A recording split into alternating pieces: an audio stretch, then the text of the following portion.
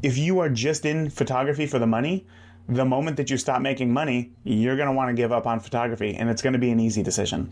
If you are in photography for a reason, because you love telling stories, because you love seeing somebody's face when you deliver the photos of something special that happened in their life, if it's because of those reasons, it is going to be so much easier to keep going. That is the name of the game. It is persistence. And the person who is in the game the longest wins. Hey, welcome to episode 381 of the Beginner Photography Podcast, brought to you by CloudSpot, the all-in-one solution for photographers to deliver and even sell your photos online. I'm your host, Raymond Hatfield, and each week you're going to learn tips and tricks from me and some of the world's best photographers on how you can use your camera to capture compelling moments. And to date, we have an episode from the BPP Vault. After years of putting out podcast interviews and releasing hundreds of episodes, we have built up a rich library full of gold photo nuggets. Now, these curated rewind episodes allow for new photographers to discover the timeless info that has helped countless photographers and allow longtime listeners to revisit and hear an episode with fresh ears and more hands-on photography experience to draw from. So in today's BPP Rewind episode, we are talking about how to stand out in a saturated photography market. Because let's be honest, there's more photographers than ever because of just how easy it is to get into photography with digital photography. And if you want to make a name for yourself as a photographer, it's tougher and tougher to do so. So in this episode, I break down the 4 things that you need to do to stand out in a saturated photography market. Let's get into it. I'm going to be covering a lot today. There are really 4 steps to standing out as a photographer in any sort of market, especially a saturated market. But I want you to know that before you can stand out, you have to be a decent photographer. So this title is a bit clickbaity because if you don't know how to use your camera and the importance of exposure, composition, and light, then you're just going to be wasting your time here today by simply hoping for the best, right? A professional athlete does not hope for the best. They continually develop their skills every single day. So that's my little disclaimer for this whole thing. I realized I kind of mapped out this whole episode and I looked at it all and I thought these are, I often tell guests before they come on the show that the listeners are, you guys, are the photographers going from 0 to 1 rather than 1 to 100. There are so many podcasts that cover the 1 to 100. There's so much in there, but you just need to get started. You just need to know what the first step is. And after I wrote this, I thought, wow, I'm really tackling like the 1 to 50 in this episode. So I want to share a quote first that is by Confucius, and it stands out to me. And I've heard this quote 1,000 times, but the quote is, "A journey of 1,000 miles begins with a single step." Miles? That doesn't make any sense. Confucius wasn't he Chinese? Okay, I'm going to have to look that up, actually. I just realized. But regardless, the message stays true, right? A journey of 1,000 miles begins with a single step. And as I said, I've heard this quote more times than I can count. Yet, I actually had to go through it myself for it to make sense. Every time, I'm starting on this road to where I got to today, I would hear that quote and it would just go in one ear and just right out the other. It would not stick at all. I'd be like, okay, I get it.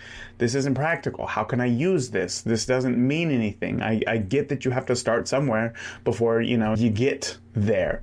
But it didn't really mean anything to me. But now that I'm at a place to where I'm not taking that first step, or I'm not taking, I've gone past the first mile, say, I can look back and think, okay, maybe this wasn't the most actionable quote, but it is completely relevant to this journey of photography. And I wish that I would have held on to that more, because it would have given me not more power, but it would have given me the mindset to just keep moving forward. And that's where I'm going with this, is that you just need to keep moving forward. because this is not an overnight journey. It's all about persistence. And the person who stays in the game the longest wins. But you have to start with that single step. So on top of that, in photography, because it is a long journey, in life we go through journeys, right? Things happen to us throughout life that are unfortunate or hold us back, but we also go through things that are very helpful and motivating and push us. But for those times where it is hard, for those times where you don't know what to do next, you have to have a why. So what does that mean? You have to have a why in photography. You have to know why you're doing this. Why did you pick up a camera? Not only why did you pick up a camera, why do you continue to shoot? Why do you continue to keep clicking the camera? Why do you want to do that? Because, as I said, there will be times where you feel like hanging up the camera for good, where things get hard. They're difficult. And you think to yourself, this isn't worth it. What am I doing? And this comes especially if you are using your camera to produce some sort of income. Because as I can tell you, I got into photography because I love the artistic side of photography, not because I was good at business and thought that I could rock this.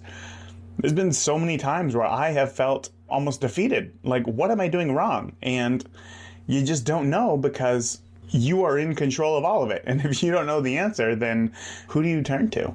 So there will be times where you feel like hanging up your camera and just getting a job at Starbucks or something else where you just walk in, you just do your time, and then you get out and collect that paycheck because it seems like it's going to be much easier.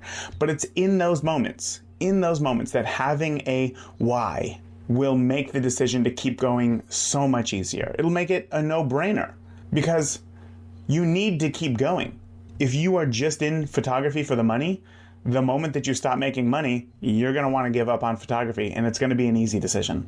If you are in photography for a reason, because you love telling stories, because you love seeing somebody's face when you deliver the photos of something special that happened in their life, if it's because of those reasons, it is going to be so much easier to keep going. And again, that is the name of the game. It is persistence. And the person who is in the game the longest wins. That's how this works. That got kind of, like I was on a soapbox there for a moment. So let me go ahead and step down because it is time to talk about actionable ways that you can stand out as a photographer in a saturated market. So I've kind of broken this down into 4 steps. There are 4 things that you need to do to actually stand out as a photographer in a saturated market. So let's get into them. The first one, the number one thing that you have to do to stand out in a saturated market as a photographer is to develop your style. I know what you're thinking. Okay, we know this. Everybody needs to develop their style. Tell me how to develop a style. I thought a lot about this. How can I give you tips to develop your style faster, more efficiently, with confidence?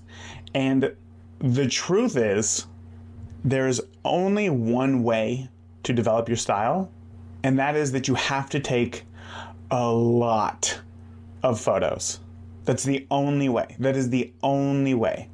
Because here's the thing. I don't think that you pick a style. I don't.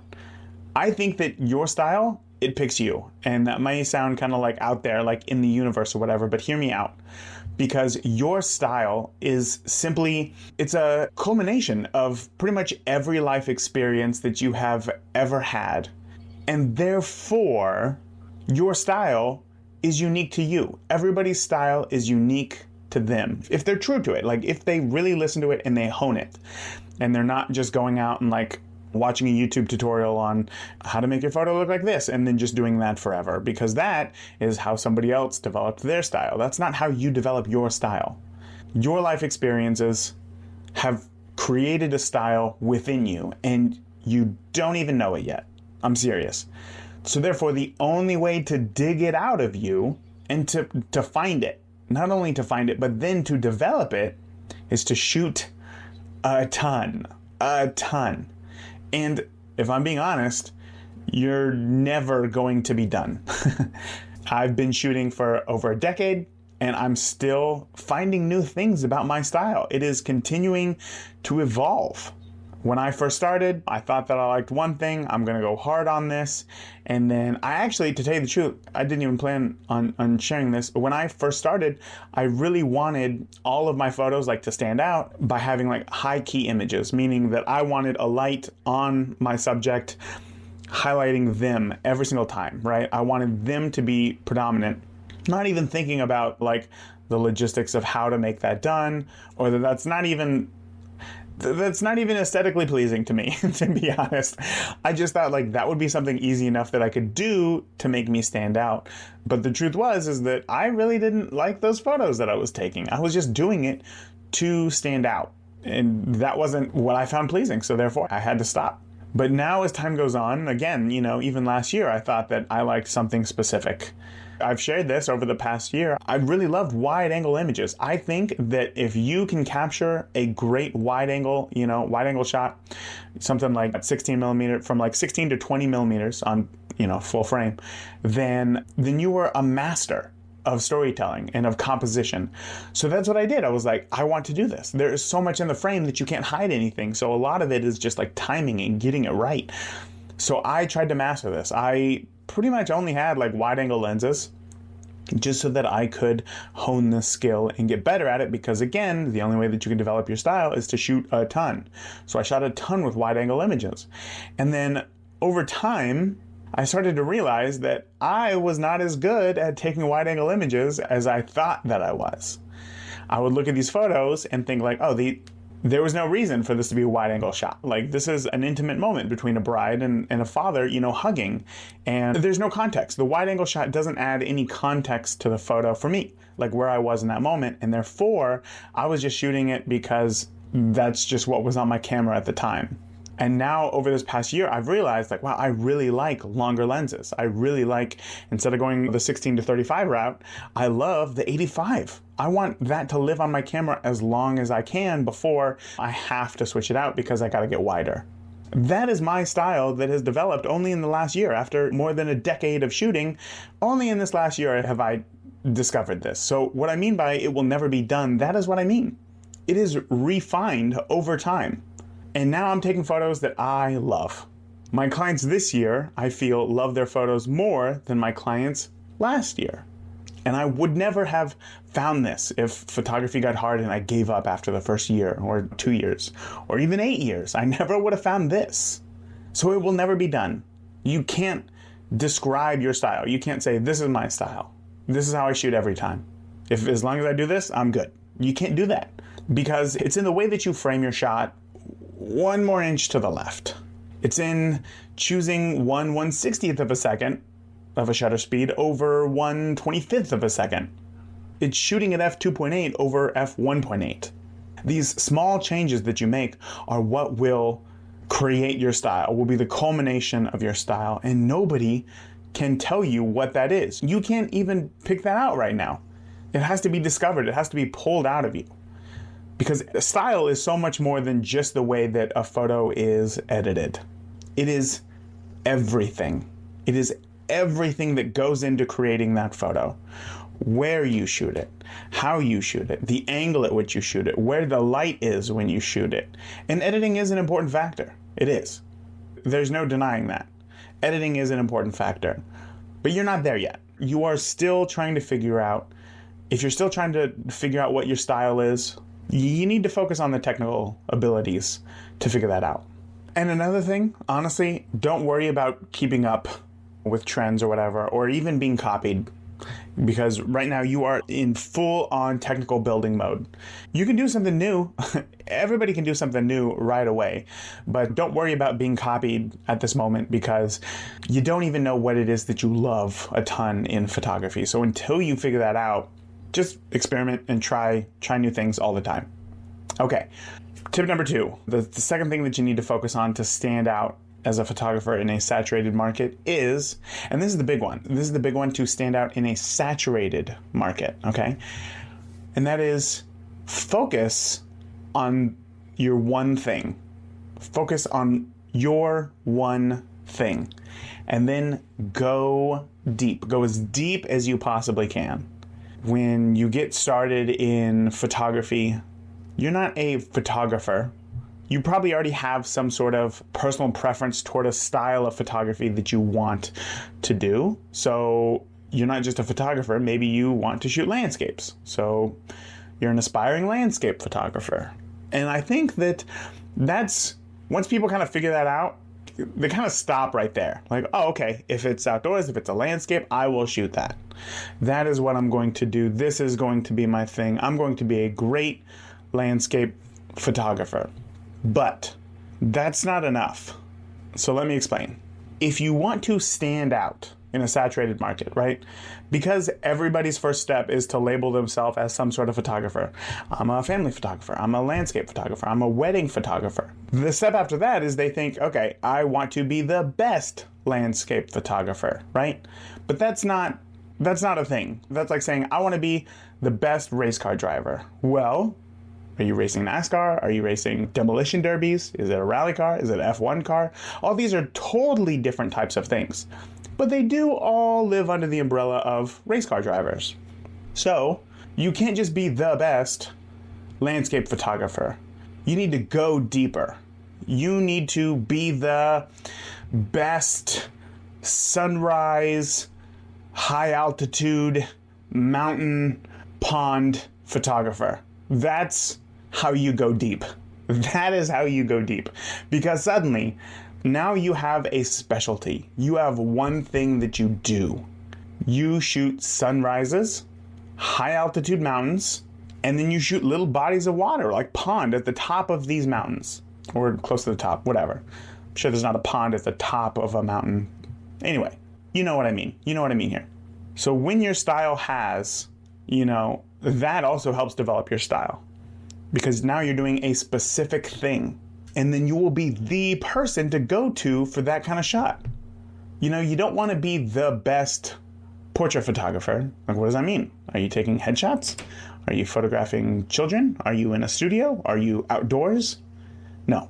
You want to be the best lifestyle portrait photographer for families with multiple foster children over the age of 7. I'm serious. Go deep. Go deep. Be the best lifestyle portrait photographer for families with multiple foster children over 7. You will be the person to go to. The person. It will be no contest. If there is somebody looking for family photos and they have foster children who are older, they're going to pick you every single time, regardless of your style. Find what it is, obviously, here's the caveat. Find what it is that you love, and then focus on that one thing. You see, here's the thing. You can't pick that out today. You can't say, oh, you know what? I'm going to shoot weddings for couples on their second marriage over 30 in cornfields. You can't do that. You can't do that. You have to figure out what it is that you love and then go from there. Okay? But I want you to keep that in mind. What is it that you love to shoot? And I'm sure that you can figure out something. You're not a portrait photographer. You're a family photographer.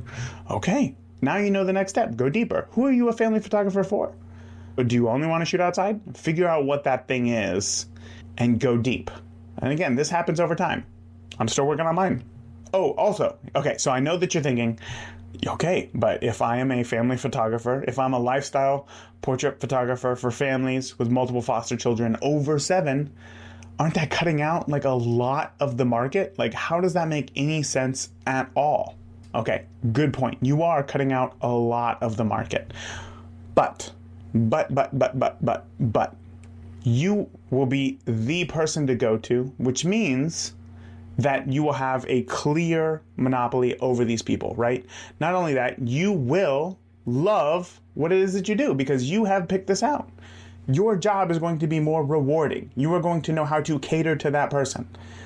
Do you think McDonald's is sad because some people decide that they want tacos over cheap hamburgers? No, they're not. They know that one thing that they love and they go deep. They go deep. A lot of people like a beer or a mixed drink with their dinner. Does McDonald's offer that? No. And yet they are extremely profitable. One of the most, in fact, I think it is the most profitable restaurant in the world. Do they care? No. They're cutting out a lot of people. But they know the one thing that they are good at, that they want to do, and then they just go deep. They go deep. Don't worry about cutting people out.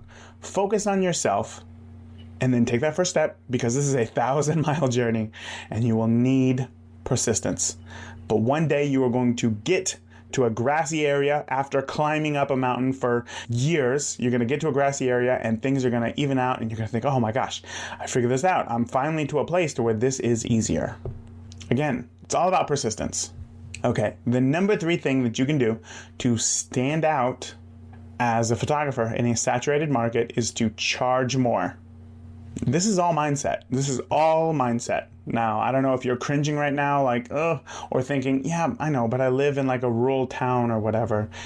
If there's anybody in your town, in your rural town, can I say that word? Am I saying that correctly? Rural, whatever.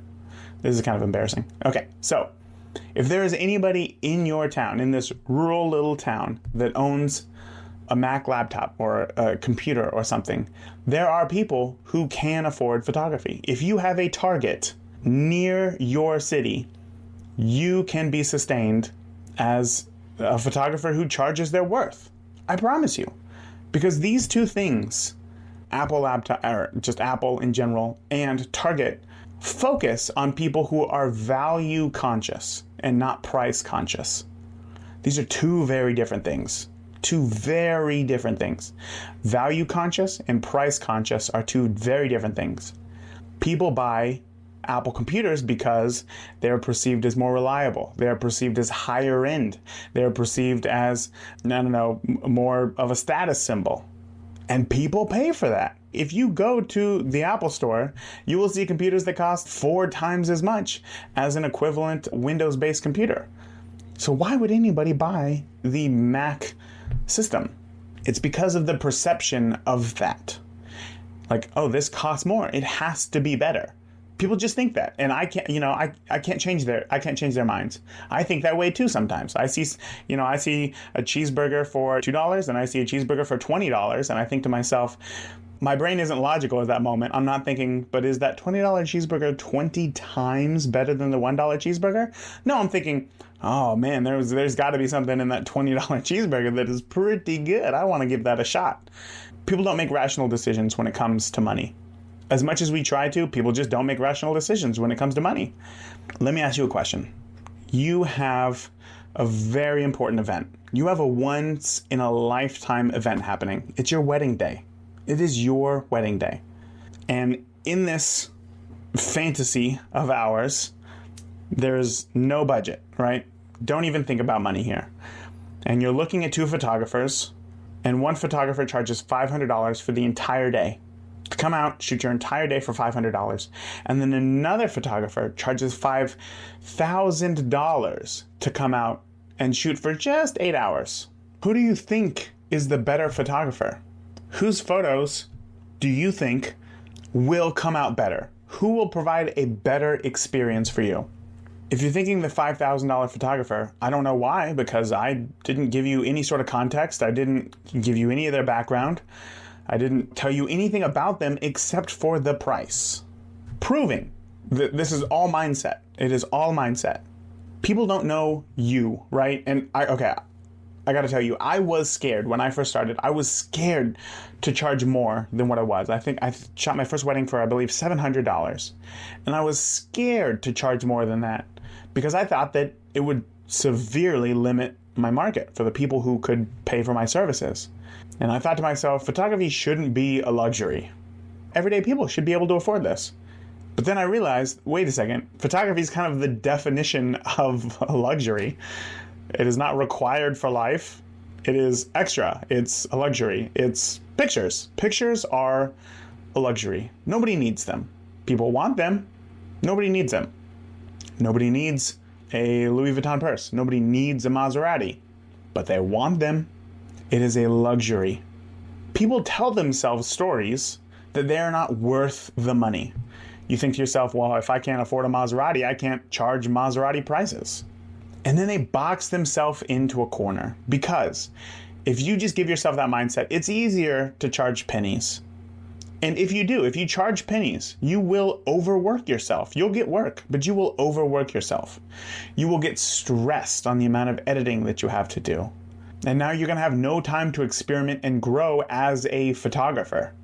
So then you become stale. In fact, I could make an entire episode on this, but if you've ever taken a flight, when they give that in case of emergency, speech, case of an emergency, mask is going to drop down or whatever, what do they say? Who do you put the mask on first? Yourself. They say put the mask on yourself before helping others. This is because you need to be in a good place before you can help others. So when it comes to charging more, if you are burnt out because you are charging $50 for a photo session, you may be working a ton.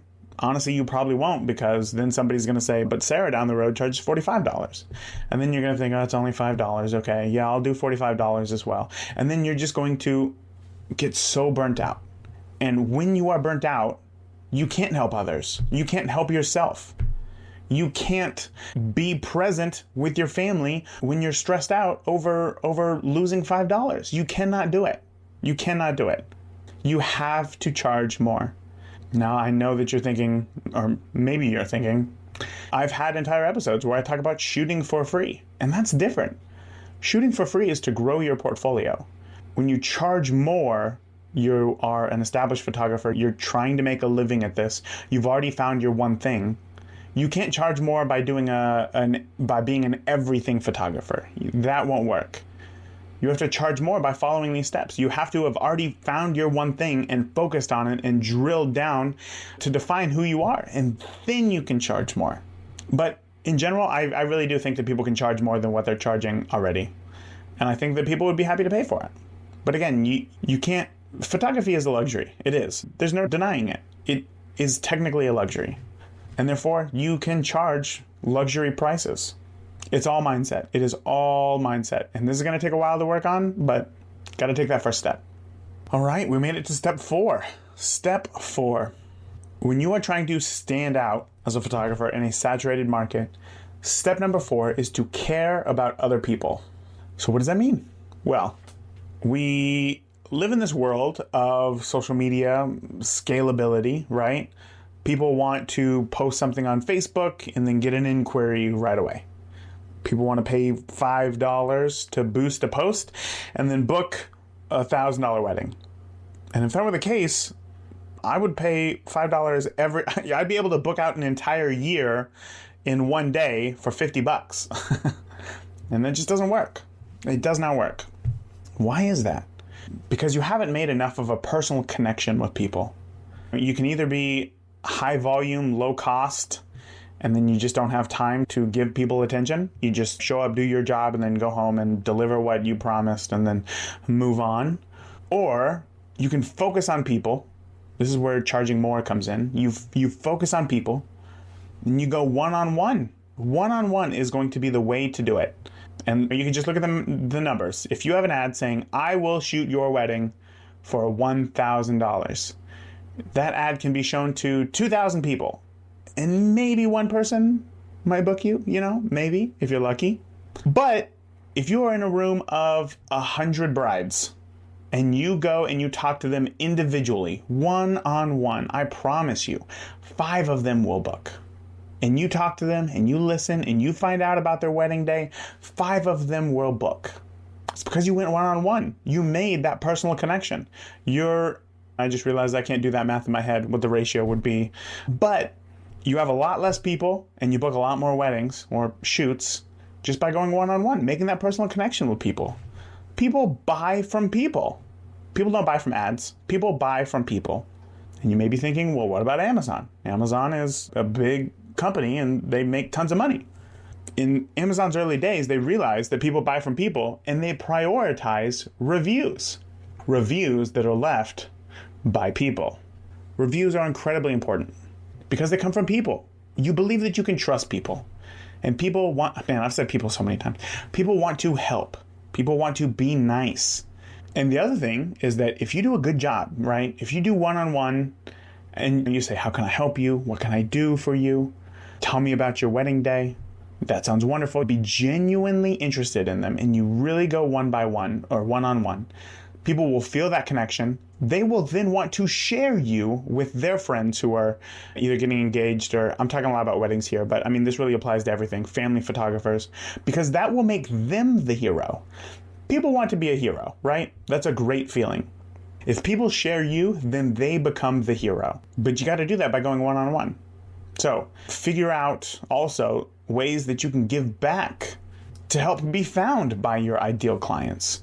Do charity auctions if it's for affluent families, or donate your time at special events if it's for something that you are really passionate about.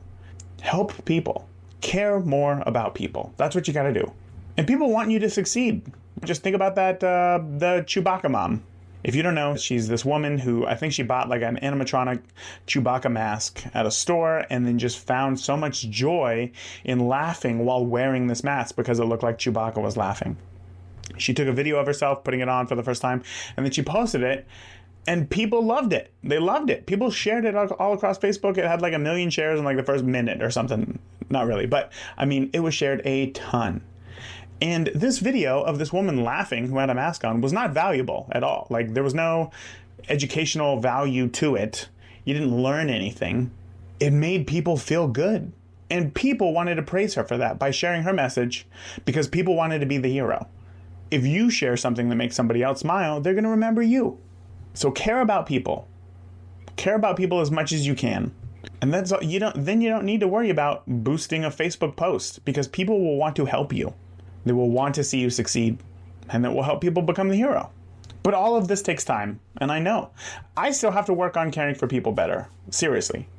I do. But all of this is not possible if you do not know the essentials in photography like I was talking about earlier. If you haven't taken that first step yet. And chances are you cannot implement all of this tomorrow because you don't know who you are yet as an artist, as a business owner, if that's the way that you want to go, or you don't know how you want to make the world a better place by caring for people. Now, if you've ever been on a shoot and something just wasn't working out and you didn't know how to fix it, you need to be working on that first. This is step one. Because if you still got lost trying to make sure that your photo isn't way too bright or way too dark, then developing your style cannot be your priority at this moment. So I want to invite you into something new here for a moment. This is the exact reason why I have created a brand new mini course called Conquer Your Camera. Because I don't want you to feel stuck when you're shooting. And I want to give you a helping hand. So this is not your average mini course. In Conquer Your Camera, I go over the essentials that you need to know before moving ahead to the next step. In Conquer Your Camera, you will learn about the 3 most important elements in photography. You're going to learn what is exposure, how it's controlled, how composition is used to frame your photos, the importance of light and the different kinds to look out for. But what makes this mini course special is that included in the mini course, you will receive my brand new Conquer Your Camera field guide. Now this is a set of cards held together by a keychain, and it is the perfect companion to attach to your camera bag or strap. So never again do I want you to feel lost when you are out shooting, because the answers are going to be right at your fingertips in these cards here. And it covers everything that you need to know, from when to use what camera settings, where to find soft light, compositional guidelines to improve your photos right away, a checklist of what you need to prepare before going out on a shoot, and a list of photography terms that you need to know, that every photographer needs to know, and a ton more. But this is the first step that you need to take before focusing on all of the extras. So if you're interested and you want to check it out, you can head over to learn.beginnerphotographypodcast.com and sign up. There is also a link in the show notes for this episode. And if you're listening on your phone, you can just swipe up and there will be a link right there to sign up for the course today. So again, that is learn.beginnerphotographypodcast.com to sign up. Now, this is going to be a really limited time thing because I only have 100 sets of cards. And once they're gone, then they're gone. But on top of that, note that currently the cards are only available for those in the US, as shipping prices outside the country are just astronomical. But there is a special price for those living outside the US who can't get the cards. So one last time, if you want to find out more, that's learn.beginnerphotographypodcast.com. learn.beginnerphotographypodcast.com. So let's go over one last time how to stand out as a photographer in a saturated market so that you can get to work. Number one, develop your style. This doesn't happen overnight. Your style finds you. You need to take a lot of photos. Number two, focus on one thing. Don't be a portrait photographer. Be a lifestyle family portrait photographer for multiple foster children over the age of 7. Charge more. You have to help yourself before you can help others. And that perceived value will help you so much more than you think that it will hurt you. And number 4, care about others. People want to be the hero. People want to share what they love. And if they love you, they will share you. So go one-on-one. Really care about people. So this episode was packed full of actionable takeaways. And you may be feeling overwhelmed, and that is natural.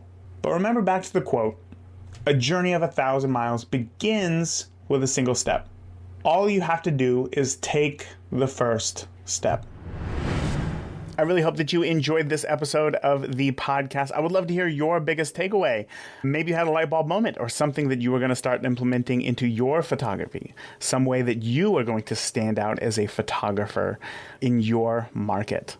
You can share it with me by joining the Beginner Photography Podcast community by heading over to beginnerphotopod.com/group. Again, beginnerphotopod.com/group.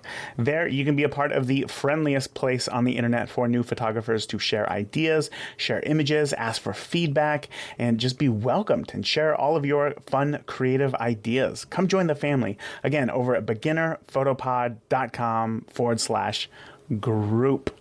That is it for this week. Until next week, remember, the more that you shoot today, the better of a photographer you will be tomorrow. I promise. Thank you for listening to the Beginner Photography Podcast. If you enjoy the show, consider leaving a review in iTunes. Keep shooting, and we'll see you next week.